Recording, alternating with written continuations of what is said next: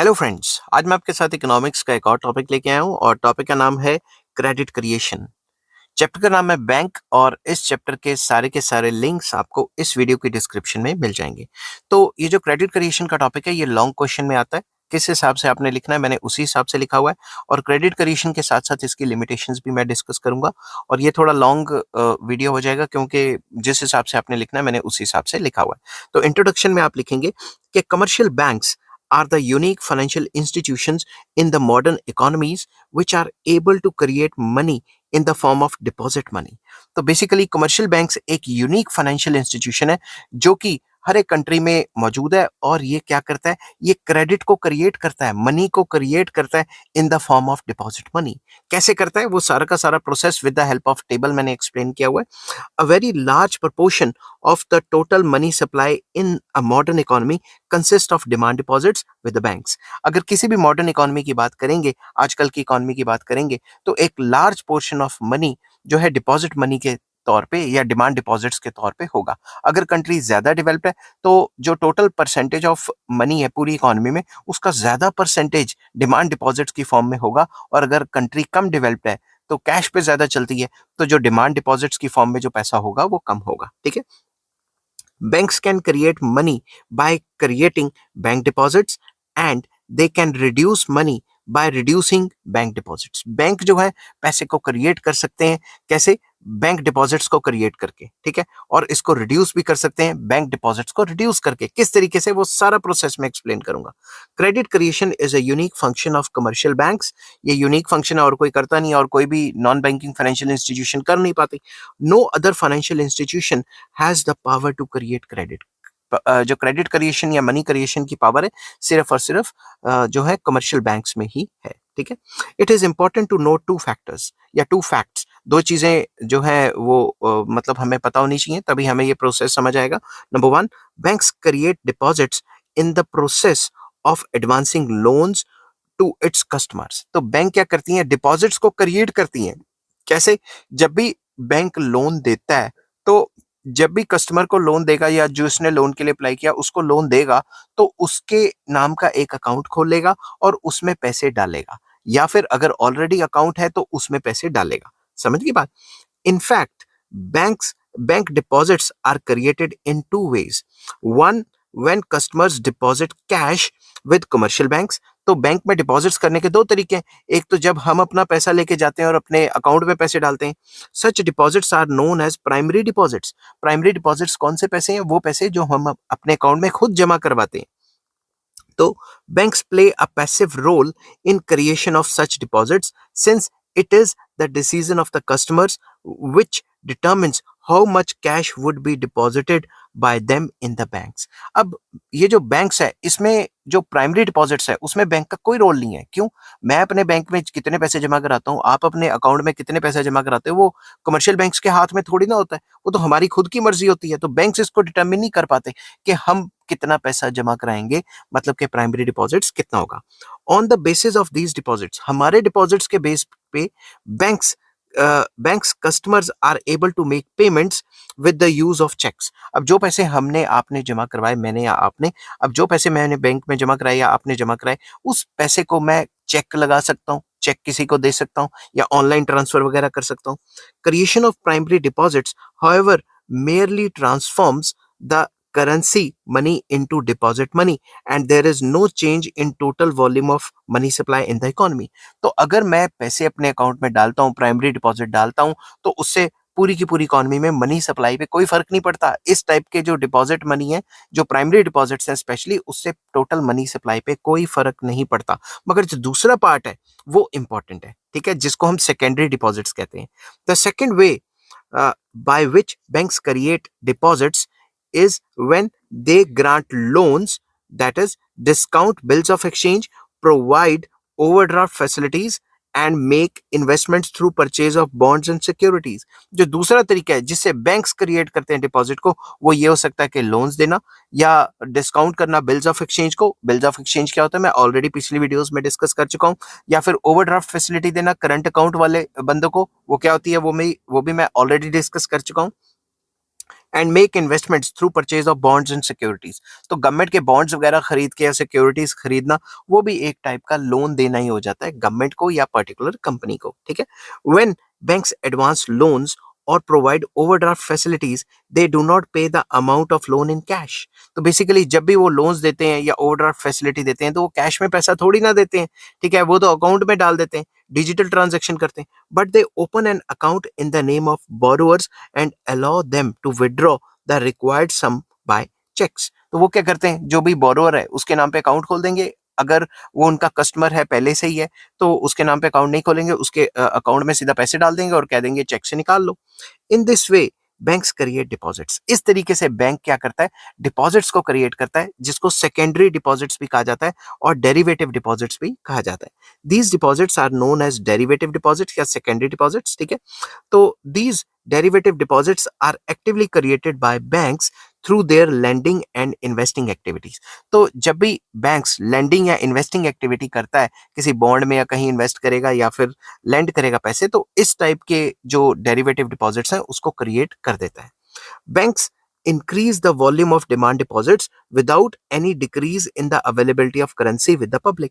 तो बैंक क्या करता है, जितनी अवेलेबिलिटी ऑफ करेंसी है पब्लिक को वो तो है ही है, बट एड ऑन वो एक नए डिमांड डिपॉजिट्स क्रिएट कर देता है, डेरिवेटिव डिपॉजिट्स क्रिएट कर देता है। इसीलिए कहते हैं कि ये मनी सप्लाई में ऐड करता है पैसे। समझ गई बात। जो पैसा चल रहा है, जैसे मैंने अपने बैंक में पैसा डाला, वो तो मैं कभी भी निकलवा सकता हूँ, और साथ के साथ वो पैसा किसी और को लोन भी दे देता है और किसी और को डिपॉजिट क्रिएट करा देता है। समझ गई बात।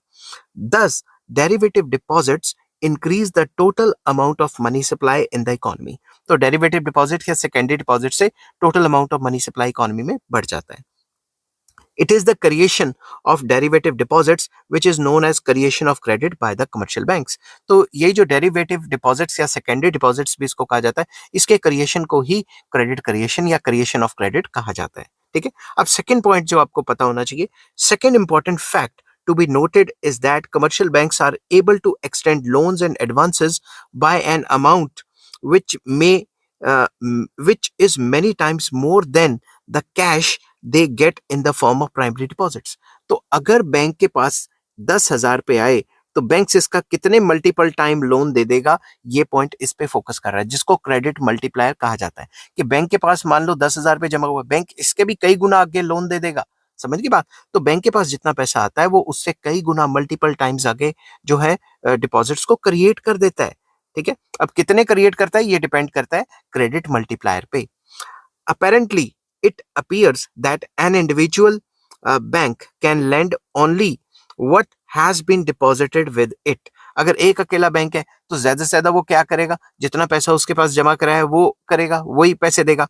But the banking system as a whole can give loans and make investments by many times more than the cash deposits by the cash deposited by people in the banks। तो एक bank ज्यादा से ज्यादा कितना loan दे देगा, जितने deposits है उसके 1 2 3 गुना दे देगा। मगर जब सारे बैंक्स इकट्ठे हो जाएंगे तो वो कई मल्टीपल टाइम्स लोन्स प्रोवाइड करवा देते हैं जितने उनके पास डिपॉजिट्स होते हैं। इसी वजह से जो सेंट्रल बैंक है, आरबीआई है, वो बैंक को फेल नहीं होने देता, क्योंकि अगर सारे बंदे जो है बैंक से पैसे निकलवाने चले गए तो बैंक के पास इतना पैसा नहीं होगा। तो उस मौके पे आरबीआई या central bank of the country ये छोटे बैंकों को लोन देके बचा लेता है। Banks have learnt from their experience that all depositors do not withdraw their money from the bank at the same time। Banks को ये एक्सपीरियंस से पता है कि सारे के सारे जो डिपॉजिटर्स हैं वो एक ही दिन नहीं आएंगे अपना पैसा निकालने। On any normal day, some customers withdraw cash from the banks while other deposit it, and the difference between the withdrawals and the deposits is likely to be very small। तो बैंक को पता है कि कुछ लोग पैसे निकलवाने आएंगे, कुछ लोग पैसे डलवाने आएंगे, और जो भी इसमें गैप होगा वो काफी स्मॉल होगा और मैं एडजस्ट कर लूंगा, ठीक है। मतलब मैं लोन दे दूंगा तो मैं बच जाऊंगा। Therefore, banks are able to meet the day-to-day cash requirements by keeping a small fraction of deposits as cash reserves and using the surplus amount in advancing loans। तो बैंक क्या करता है, एक अपने टोटल डिपॉजिट्स का कुछ पैसा अपने पास कैश रख लेता है और बाकी लोन दे देता है। समझ गई बात। No bank can afford to keep ideal cash reserve with itself. कोई भी बैंक अपने पास सारा का सारा कैश में नहीं रखेगा, क्योंकि उसको रेट ऑफ इंटरेस्ट भी तो देना है जो डिपॉजिटर्स हैं उनको। Banks keep a certain fraction और percentage of total deposits as cash reserves for this purpose. तो जो रोज टू डे रोज मर्रा या फिर डे टू डे की जो ट्रांजेक्शन है उसके लिए बैंक्स अपने पास कुछ पैसे रखता है, ठीक है, कुछ कैश रिजर्व्स रखता है. It is essential for the banks to maintain these cash reserves, otherwise they may not be able to meet the cash demand of the depositors, and the failure to meet the cash demand of depositors could result in the failure of banks. अगर उसने अपने पास कुछ पैसा minimum नहीं रखा और depositor निकलवाने आ गया तो बैंक के पास नहीं हुआ तो बैंक का फेलियर हो जाएगा. तो बैंकिंग सिस्टम को फेल नहीं होने देता कौन? Central bank. तो सेंट्रल बैंक लगा देता है कि आपके पास टोटल रिजर्व्स के इतने परसेंट मिनिमम होने ही चाहिए.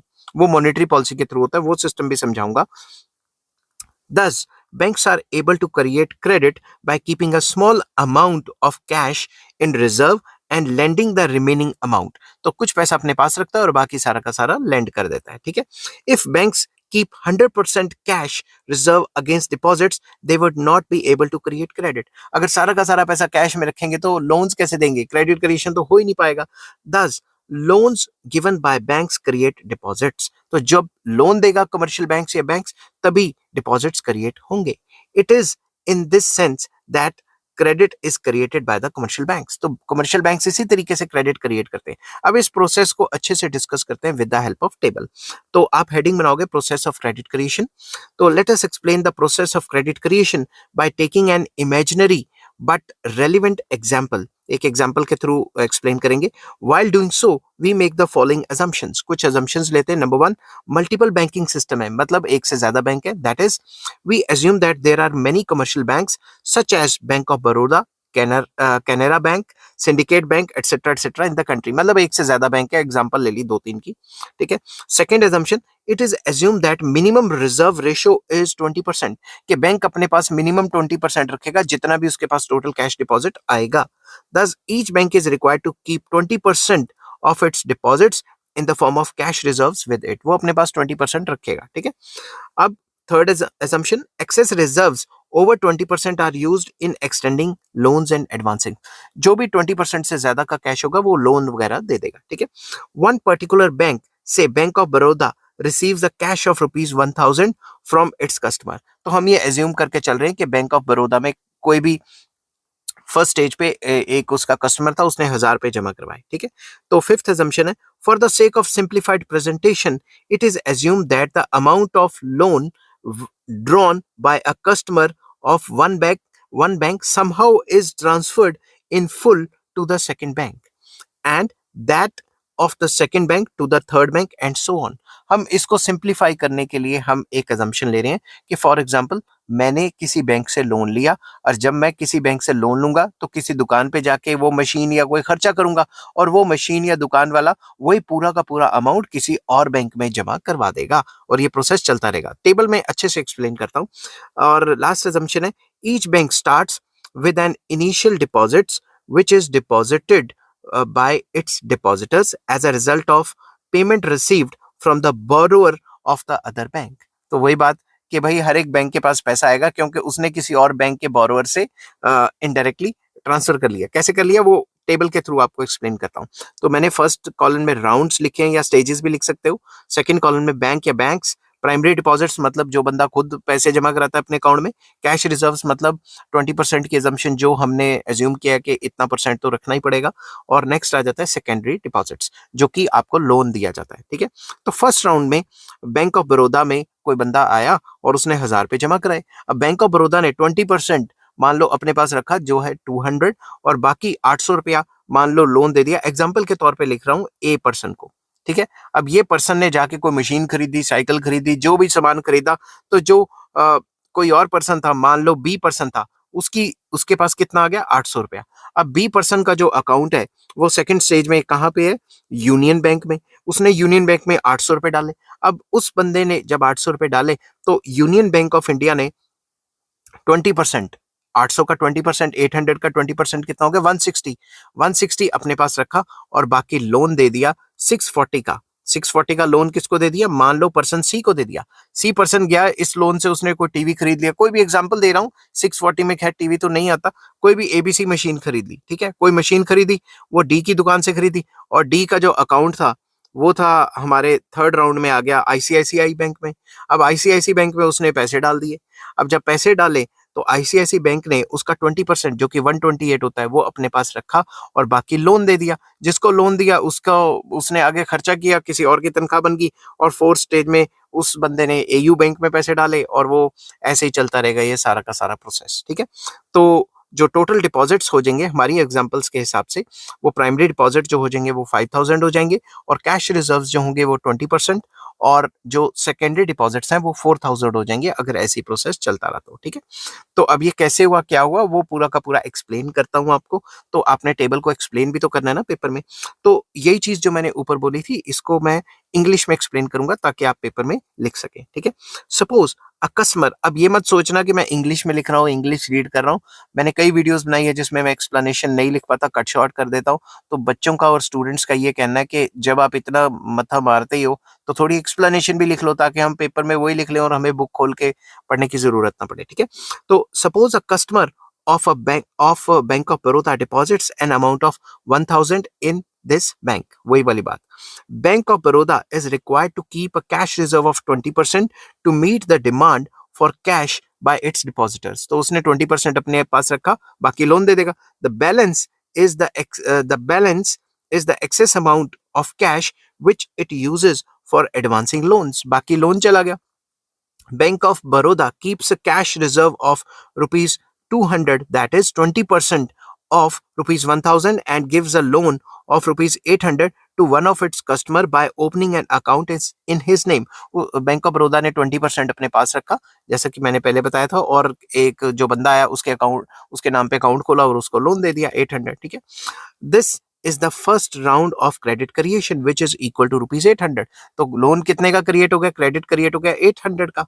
This borrower from Bank of Baroda uses this amount in buying goods from some trader and makes payment by drawing a check on Bank of Baroda। तो उसने कोई चीज खरीदी किसी दुकान पे जाके और उसको चेक दे दिया, ठीक है, 800 रुपए का। Suppose this trader has an account in the Union bank, और उस ट्रेडर का जो अकाउंट था, दुकानदार का अकाउंट था, वो यूनियन बैंक में था। He will deposit this cheque of rupees 800 in the Union Bank of India to be collected from Bank of Baroda on his behalf. तो वो अपने अकाउंट में जाके 800 रुपए डाल देता है। अब उसका जो बैंक है यूनियन बैंक, वो बैंक ऑफ बड़ौदा से अपने आप पैसे ले लेगा। फिर वही बात कि जो यूनियन बैंक है वो अपने पास 20% रखेगा और बाकी लोन दे देगा। समझ की बात।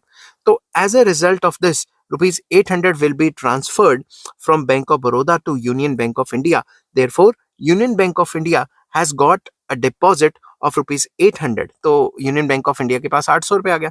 Union Bank of India also is obliged to keep a cash reserve of 20%, that is rupees 160।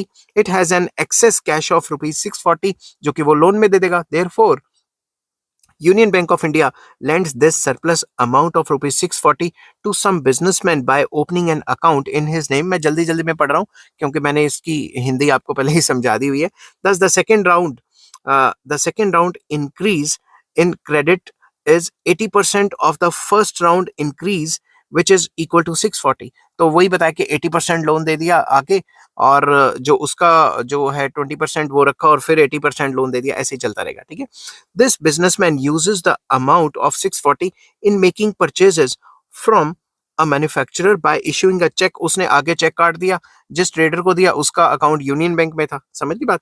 if the manufacturer has an account in the ICICI bank, he will deposit that check in ICICI bank। as a result, Union Bank of India will lose rupees 640 to ICICI bank, which will be used by ICICI bank in keeping a cash reserve of rupees 128 and extending loan of 512 rupees to some of its clients। तो वो आगे दे देगा loan. ठीक है, this is third round of increase in credit which is rupees 512। thus an initial deposit of rupees 1000 with the Bank of Baroda has resulted in the creation of deposits by three banks amounting to rupees 1000 plus 800 plus 640 which is equals to 2440। तो एक bank में पैसा आने की वजह से बाकी banks में भी डिपॉजिट्स अपने आप ही बढ़ गए। And the process of credit creation is still going on. ये ऐसे ही चलता रहेगा जब तक ये पैसे जीरो नहीं हो जाते। But this is not never ending process, ये प्रोसेस ये नहीं कि कभी खत्म नहीं होगा, ये तब तक खत्म होगा जब तक ये जीरो हो जाएंगे. As is obvious, the amount of credit created by every successive bank is decreasing continuously. हम ये देख रहे हैं ना, हर एक बैंक जो है कंटिन्यूसली जो क्रेडिट है वो कम कम होता जा रहा है, कम कम होता रहा. जैसे ये जीरो होएगा तो ये प्रोसेस खत्म हो गया. समझ की बात.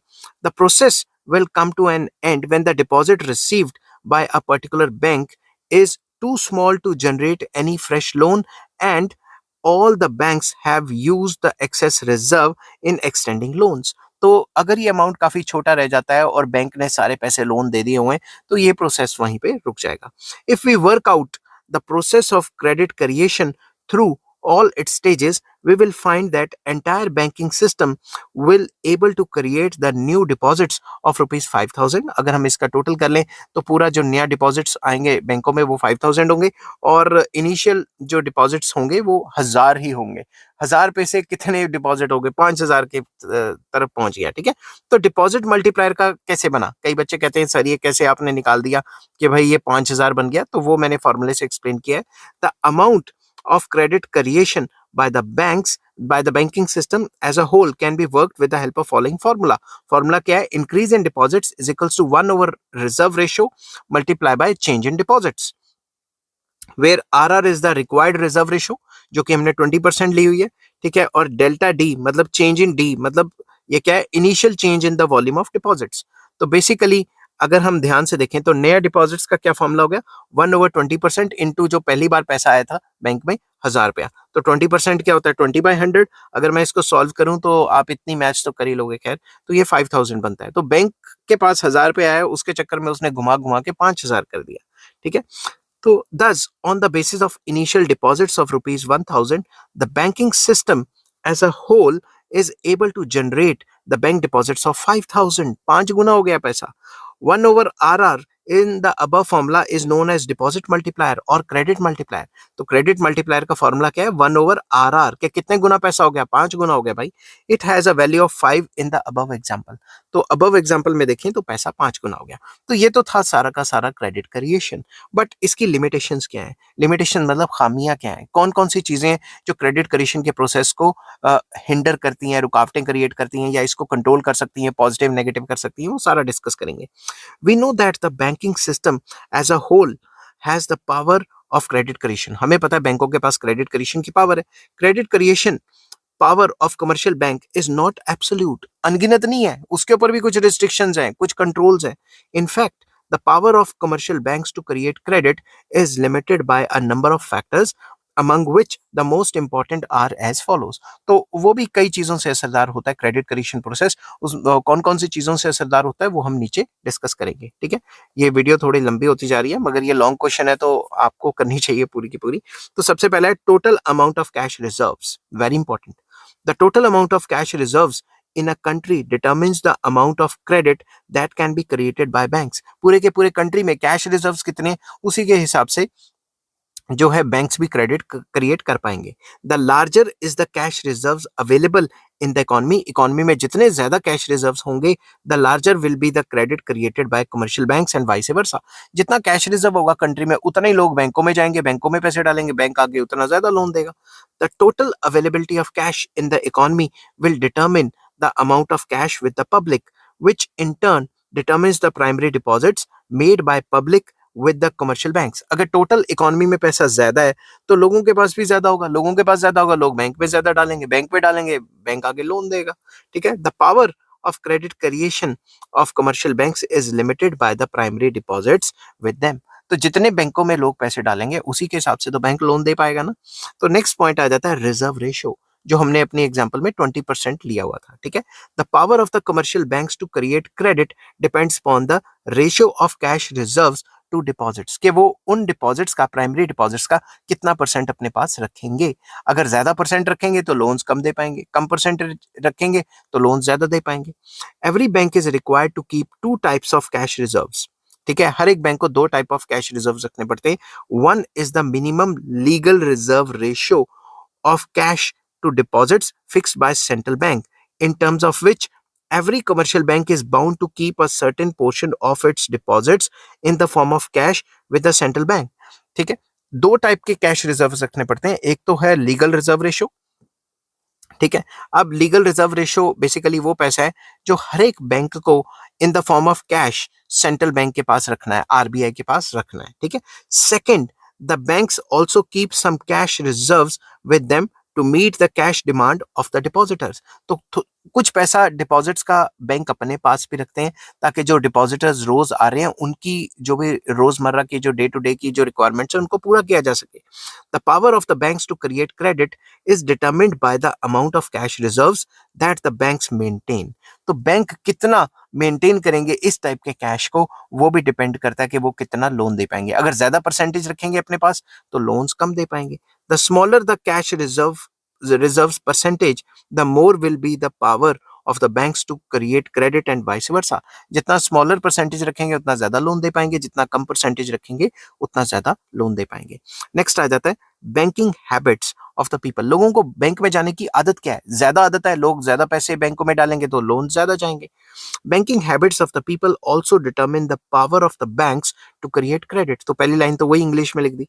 If people are in the habit of using checks, drafts, bills, etc.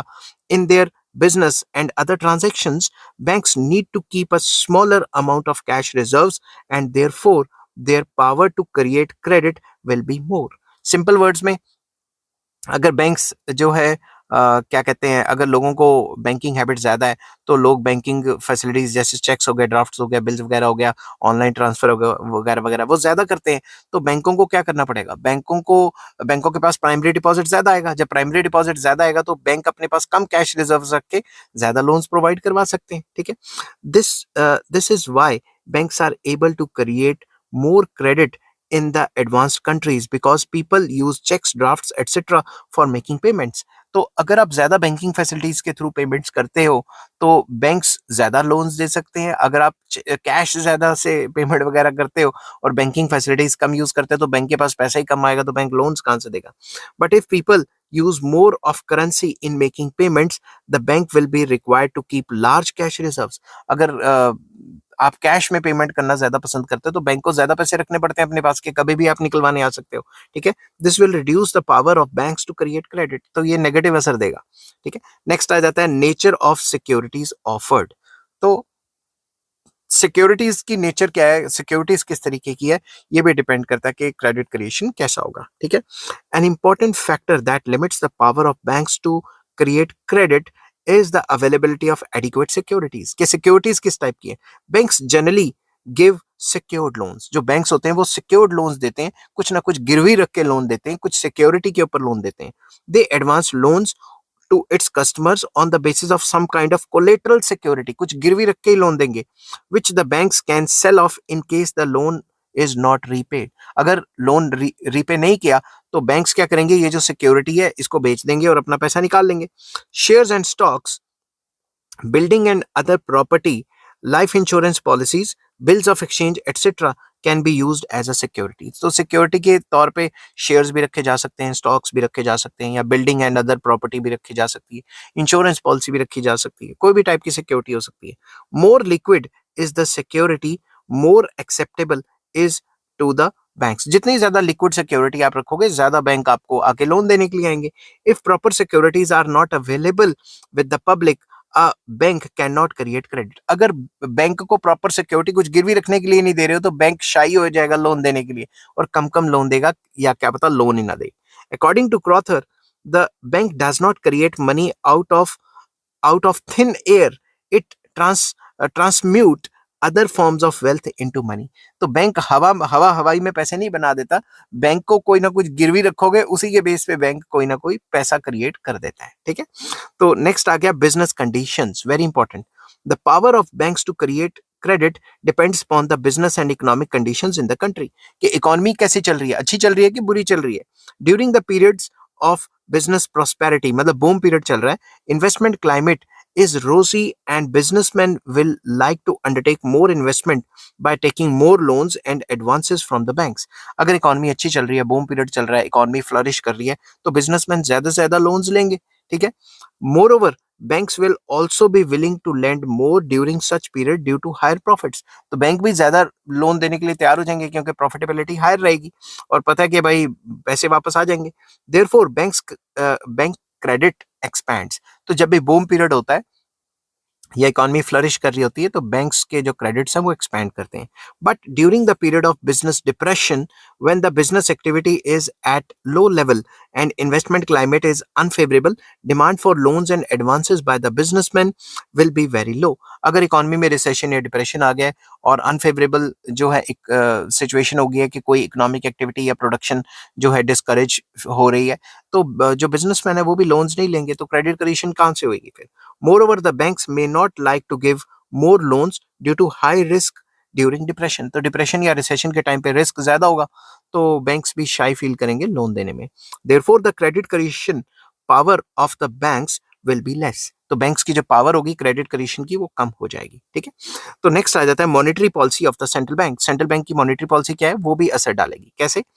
The power of commercial banks to create credit is also limited by the monetary policy or credit control policy of the central bank. Central bank या India में जो RBI है ये भी तो जो monetary policy बनाता है ये भी तो क्रेडिट क्रिएशन को कंट्रोल करती है ना. कैसे कंट्रोल करती है उसमें मैंने अलग से पूरा का पूरा जो क्वेश्चन बनाया हुआ है, क्वेश्चन का नाम है क्रेडिट कंट्रोल. ठीक है, वो भी आपको इस वीडियो के डिस्क्रिप्शन में उसका लिंक मिल जाएगा. ठीक है. The central bank of a country has absolute power of controlling the volume of credit in the country. एक कंट्री में कितना मनी सप्लाई या लोन्स का फ्लो होगा उसका फुल कंट्रोल मॉनेटरी पॉलिसी रखती है. मॉनेटरी पॉलिसी कौन बनाता है? Central bank of a country जो इंडिया में रिजर्व बैंक है. ठीक है. The central bank can influence the amount of cash reserves with commercial banks by employing various measures of credit control such as bank rate, open market operations, etc. etc. तो central bank अपने कई instruments जो कि qualitative quantitative instruments हैं जिनमें bank rate, open market operation, CRR, SLR, repo rate, reverse repo rate वगैरह वगैरह कई इंस्ट्रूमेंट आ जाते हैं जिसके थ्रू बैंकों को कंट्रोल करता है ताकि बैंक्स आगे लोन्स कम या ज्यादा कर पाए. तो सिंपल वर्ड्स में मॉनेटरी पॉलिसी भी जो क्रेडिट क्रिएशन का प्रोसेस है उसको कंट्रोल करती है. तो ये था पूरा का पूरा टॉपिक. आई होप ये वीडियो आपको पसंद आई होगी. अगर पसंद आती है तो please like, share and subscribe. Chapter का नाम था बैंक और इस चैप्टर के सारे लिंक्स आपको इस वीडियो के डिस्क्रिप्शन में मिल जाएंगे. नेक्स्ट टॉपिक हम करेंगे role of commercial banks in an economy. एक इकोनॉमी में कमर्शियल बैंक का रोल क्या है या इंपॉर्टेंस क्या है. ठीक है. Till then take care, bye bye.